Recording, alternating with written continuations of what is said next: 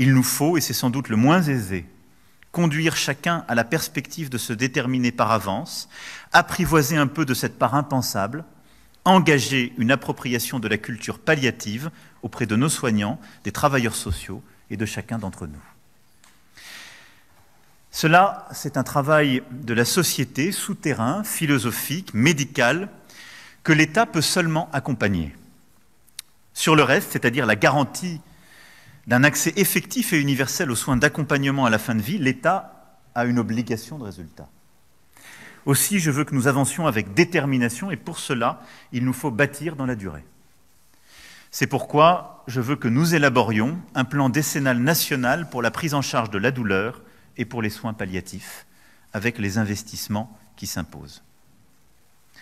Ça, c'est le premier pilier, si je puis dire, et le premier élément de la réponse. Je demande au gouvernement, en lien avec les parlementaires désignés par le président du Sénat et la présidente de l'Assemblée nationale, qui, avec leur conférence des présidents, auront à faire ce travail transpartisan, de mener une œuvre de co-construction sur la base de cette référence solide qui est celle de la Convention citoyenne et en lien avec toutes les parties prenantes.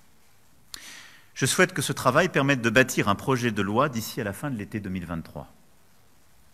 Ainsi continuera une maturation collective de l'éthique à la politique, respectueuse de l'épaisseur des vies, de l'humanité, trouvant aussi les bons mots, et je parle sous le contrôle sur un tel sujet de notre seul immortel de la salle, cher Éric Orsena. Et nous pourrons ainsi, à travers cette maturation, permettre, je le souhaite, je le crois, de tracer un nouveau jalon vers ce modèle français de la fin de vie.